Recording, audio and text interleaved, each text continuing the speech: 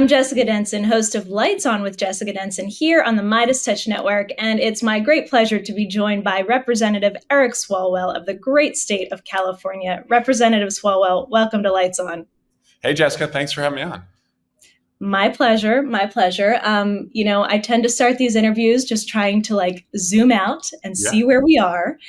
And it remains that we are in this insane situation where we have a domestic terrorist pulling the strings of the United States House of Representatives, not to mention an entire party in our country. Can I just get your thoughts right off the top on the state of affairs that we're dealing with? Right now in Washington, we are supposed to reauthorize this legislation that allows us to target terrorists overseas.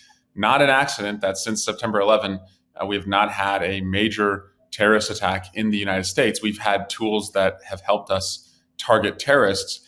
And Donald Trump, in his pickled, paranoid brain, told the Republicans this week to not reauthorize that tool because he thinks that was used to launch the Russia investigation against him. So it wasn't at all. But what it will do is make us completely in the blind as we seek to find, who's targeting America. And Republicans have completely put aside the bill. They're not going to bring it forward. And they've put us in this position, and you alluded to this in your intro, where on national security, standing with Donald Trump means standing with terrorists. And on Ukraine, standing with Donald Trump means standing with Putin. And on the border, standing with Donald Trump means standing with disorder and chaos. And that's just where he takes you because he doesn't want to go where you would be inclined to go, which is to act in the best interest for the United States. No, with this guy, it's always me, me, me. It's not America first, it's me first. That's the Donald Trump agenda. And these guys are all too willing to follow. And it's going to be at the expense of America's interests. Yeah, Representative Swalwell, having woken up from the delusion that Donald Trump could ever possibly represent America first, I like to remind my viewers that he is very often Russia first, sometimes Saudi Arabia first, China first, Iran first. I think the failure to reauthorize the FISA bill is an indication of all of those. But this is right in line with the theme of this Republican Party, who is really just being drug around, it seems like, by the Kremlin. Parroting Russian disinformation. Of course, their chief witness for the sham Biden impeachment is an indicted Russian intelligence source. And here you have them holding up Ukraine aid based on, again, doing the bidding of the Kremlin and Vladimir Putin. Can you kind of give us some insight on where this stands and your thoughts on this? Yeah, and Jessica, what you just said, Donald Trump's acting in Russia's interest, disinformation in the Congress. If you and I were having this conversation just a year ago, Republicans across the Congress would say, oh, you guys are obsessed with Russia. It's Russia, Russia, Russia. But what you're saying was actually said over the weekend by the chairman of the House Intelligence Committee, who's a Republican. He went on television and said that the disinformation is coming from inside the House and that his Republican colleagues are parroting and repeating Russian disinformation. So there are some who recognize this, and it shows that, no, we weren't just out to get Donald Trump. We were just out to put America first, as he had told everyone he was going to do. And so on Ukraine, which is so unfortunate, and I met with a Ukrainian member of parliament this week, this is now at the point where they could fall. This is not theoretical. They are suffering casualties on the battlefield that they have not yet suffered in this conflict. They're losing more and more ground, and Russia is hitting more and more direct, making more and more direct civilian strikes. And it's awful to think about that, this is happening to an ally. And if you project it out, if you're Poland or Estonia or Romania or, many of the countries that are in that neighborhood, you have to think that you could be next if Putin's trying to reassemble the Soviet Union. But I hope if Donald Trump, again, is America first, that his followers would take these two numbers into account, 75 and 57. $75 billion in aid that we've spent, 57% of that aid has been spent inside the United States. So that is, weapons that are built inside the United States and sent to Ukraine. So you're creating an American job and preventing the loss of an American troop. All of it's at risk if we don't extend this aid.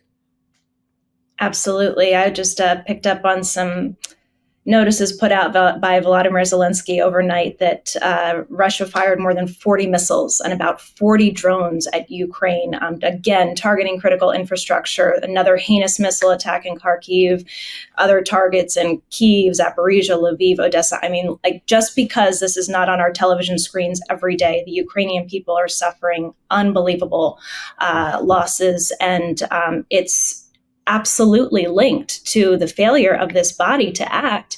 And you have individuals like Marjorie Taylor Greene, whose name I don't even like to utter, frankly, because I don't like to give oxygen to this kind of, sideshow. But this is the kind of person that is pulling the strings, really, let's be honest, as a proxy for Donald Trump, threatening to start a motion to vacate Speaker Johnson because they have this insanely low margin and these rules that were set up by their fringe, these extremists in this party. And she says that she's going that whether or not she brings a motion to vacate hinges on his action on Ukraine aid. Do the Democrats, I heard some reporting a few weeks ago that the Democrats may rescue Speaker Johnson from a motion like this. Will you guys use the leverage that you have to get critical aid passed to Ukraine? So we're going to keep rescuing America. I guess that's the priority. And yeah, right. That means Speaker Johnson would benefit. I'm open to that. And that really will depend on, what Speaker Jeffries, because frankly, he's the one who has functioned as Speaker, keeping the Congress functioning. What he thinks is the best way to do that, and I think he's open. He seems to have stated that he's open to doing whatever puts people over politics. So we stand ready to just get shit done. I think that's what business we should be in, and what is remarkable is you just laid out the effect that Marjorie Taylor Greene has had on behalf of Donald Trump inside the Congress, and on anything that's mattered this Congress, raising the debt ceiling to pay America's bills, keeping the government open time after time after time as they've tried to shut it down. The majority of the votes have come from the minority party. So we have functioned essentially as the majority party, and that's not an accident. We believe in governing. We, as a mantra, want to have people over politics, because I think people are sick and tired of politics. And so there's some sticky issues out there that need solutions, and that's Ukraine, that's the border, that is obviously humanitarian needs in the Middle East, and we stand ready to deliver those votes if the Speaker is willing to put them on the floor for a vote.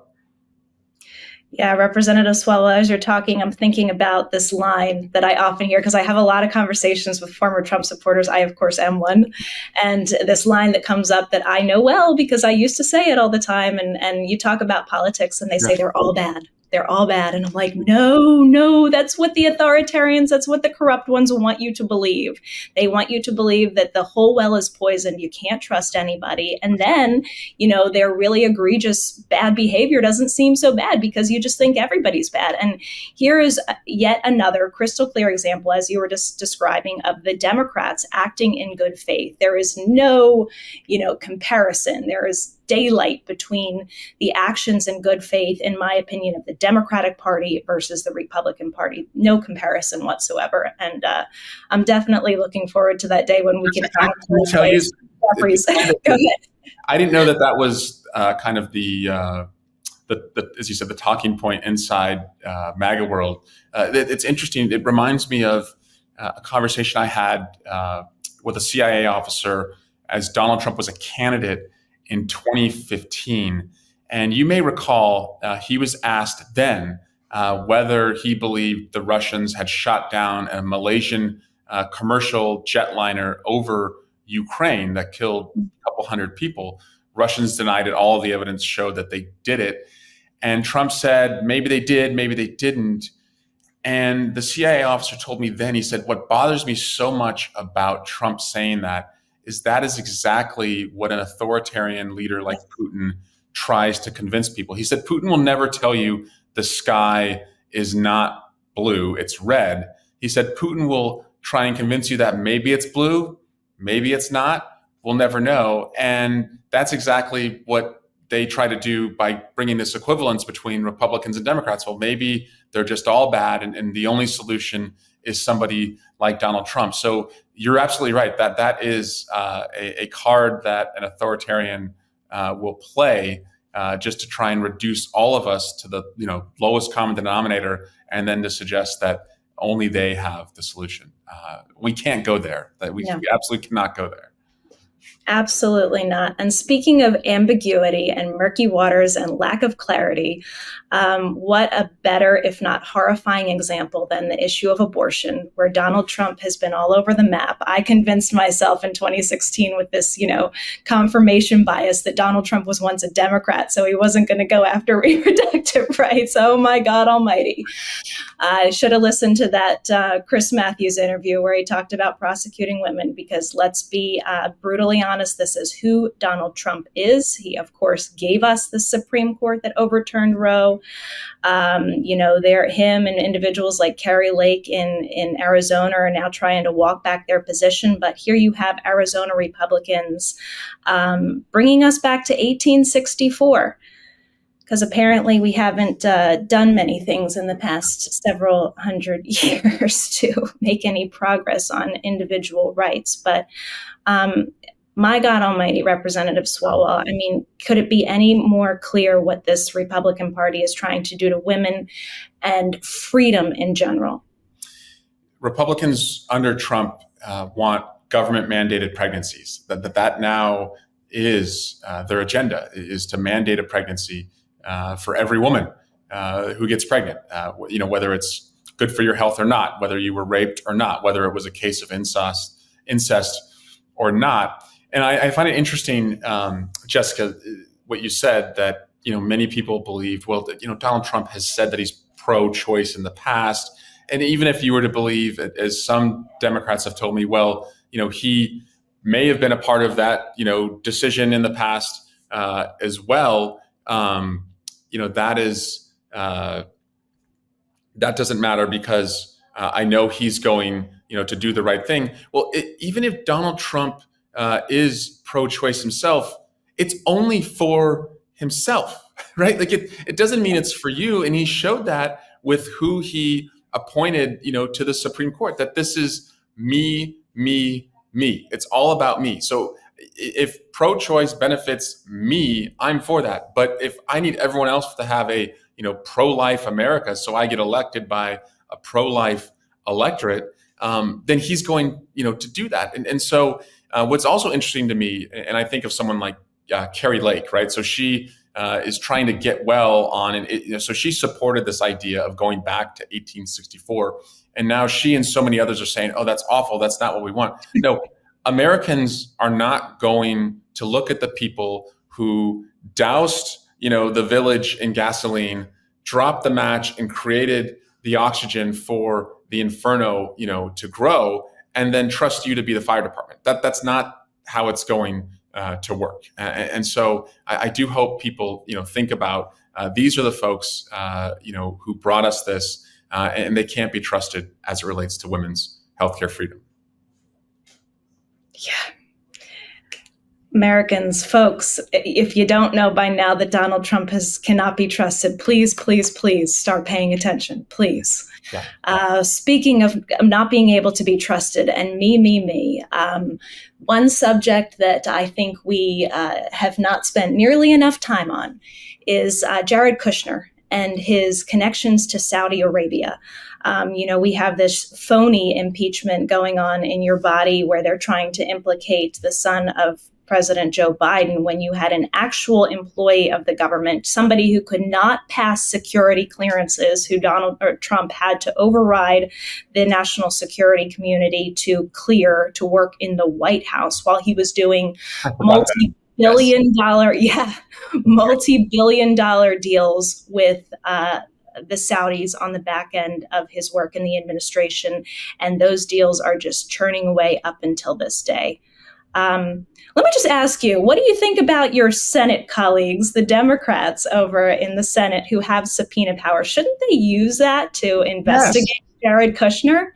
Yes. Of course they should. And again, what Republicans are putting so much focus on Joe Biden, again, because they want to have that false equivalence. And then we spend so much time on defense defending Joe Biden and not, looking at, where we should be really concerned. And I completely forgot that Kushner could not get a security clearance. I mean, again, that credit to Huge. Republicans. They're so effective at just projecting their own corruption onto Democrats, and then we spend so much time, trying to be virtuous and honest and accept them at their word and try and debate them like this is some Harvard Law School moot court competition. It's not, and so we should, play on their side of the field, and we should make it clear that it was Donald Trump's daughter who worked in the White House. It was Donald Trump's daughter who received 20 plus trademarks from the Chinese while he was president. It's Donald Trump's daughter-in-law who's running the RNC. It's Donald Trump's hotels where foreign nationals would stay, and he would cash in on their staying there while they were meeting him at the White House. That is worth looking into. And so when I think about this impeachment investigation, I a couple of weeks ago at a hearing on Joe Biden, I pronounced the time of death because it's over. They don't have the evidence. They don't have the votes. And so now they're stuck in this cul-de-sac as to where to go. But Democrats should really go on offense and declare Joe Biden as acquitted. This case has been dismissed, and therefore you should dismiss the Trump team that brought it. Well, Rep. Swalwell, you know a thing or two about impeachment. You, of course, were an impeachment manager in that second impeachment, where it is just an absolute stain on every single member of both your body and the Senate who voted against impeaching or convicting Donald Trump for inciting that insurrection. But I know you have your own lawsuit against Donald Trump for January 6th. Yeah, so for his conspiracy to violate civil rights and other claims against Trump. I would like to know, Representative Swalwell, the status of that lawsuit. So we have won at every level of appeal that Donald Trump has brought, and so our lawsuit seeks accountability for him stopping me from doing my job to count the votes, and also the terror that he brought to me and the people who were affected by the mob he aimed at us. And he has claimed that he has absolute immunity, that he's not really disputing, the facts that have been brought forward. He's just saying, I can do it because I'm king. And he's lost. He lost at the district court level. He lost at the Court of Appeals level. He appealed the Court of Appeals decision, which was a 3-0 unanimous verdict of Democratically and Republican appointed judges, took it to the Supreme Court, and then he pulled back that Supreme Court claim and dropped the appeal. So now we're waiting for the trial judge to give us kind of a trial calendar as to what's next. But what is next when it comes will be depositions and discovery, meaning we will be interviewing the former president and the people around him and seeking evidence. And what's different about our pursuit here than, say, the January 6th committee or many of the lawsuits that were brought, when he was president, is he has, no shield of presidential immunity or executive privilege that he or many of his supporters can hide behind. So because I'm bringing this in my personal capacity, he's not able to say this is a dispute between two branches of government. So we will probably have the most complete picture of what happened on January 6th, what he did and what he didn't do to bring, the hell on the country that day. Godspeed to you in that lawsuit as someone who is also currently litigating against Donald Trump. Thank you.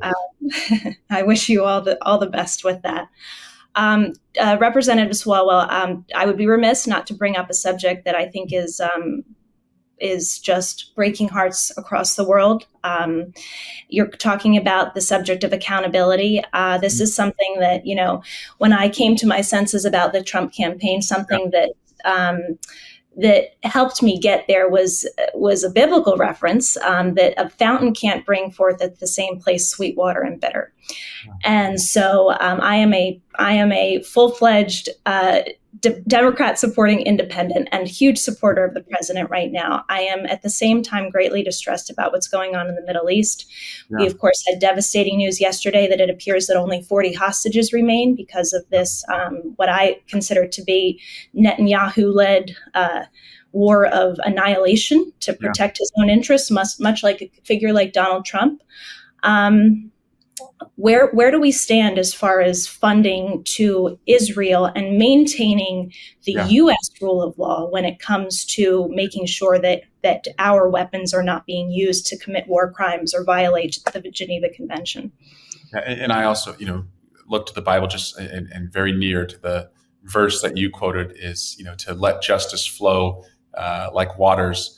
As I said earlier, Speaker Johnson's interests and America's interests are not aligned with Donald Trump's. The same is true with Prime Minister Netanyahu. His interests are not our interests. I will go as far to say his interests are not, Israel's interests. His interests are not the interests of Israel being a Jewish state. And so it just has always made me nervous that we're so closely aligned with somebody whose political survival has come first. So as I look at this heartbreaking, complex, terrorizing, attack that Hamas conducted, the hostages need to come home.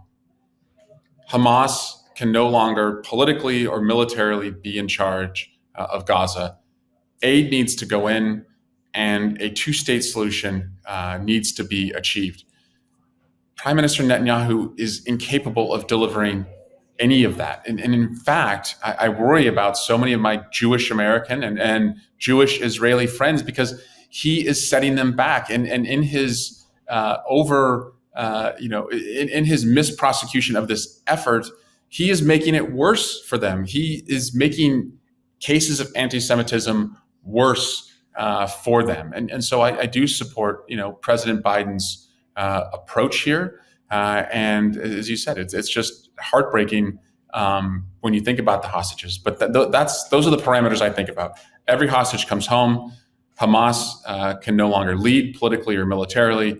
Aid must go in, and a two-state solution has to be achieved. And Netanyahu is not capable of doing any of that. That's their own politics, to sort out. But that doesn't mean we need to, ride with Netanyahu on this.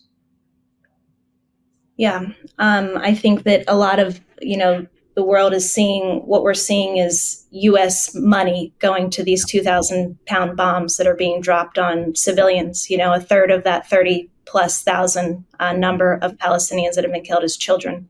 Yes, and during their most holy time, Eid, I think ended yesterday, and so yes, my heart breaks and beats for every Palestinian who was so innocently and unnecessarily taken in this conflict. But it just really upsets me to think that this could be, what the four things I just laid out can be achieved if you had, a responsible leader in the prime minister's office on the Israeli side. 100%. And what you said, that, I made this case in my show last week that Benjamin Netanyahu, in his self-interest, his corruption, is a case study for how someone who's trying to shield himself from criminal liability. Hello, right? I'm so glad, Jessica, that you're connecting those dots because, and I also believe that not only is he a case study of what would happen if you had somebody who was seeking to avoid accountability as the president of the United States, and somebody who has said, I'm going to be a dictator on day one, and I'm going to punish my enemies and he's going to go after anyone he perceives as an enemy, what does that mean for our own defense? And would an enemy, whether it's a nation state or a terrorist cell, see us as weak because our leader is distracted going after his enemies? And with Netanyahu, there's a lot of evidence that this guy, in the promises he made to the coalition that he put together of the ultra-Orthodox, that he would allow them to expand their settlements in the West Bank and divert IDF troops to the West Bank to protect the settlers who were expanding over there, made his southern border completely vulnerable to the attack that we saw on October 7th. I think that we would put ourselves in a similar position if we had a self-centered, me-first president in the Oval Office. And so again, I hope, I pray for Israel, for the Palestinians, every hostage returned, Hamas defeated, humanitarian flows, aid flows, and a two-state solution is achieved. So, all right, Representative Swalwell, such a pleasure to finally meet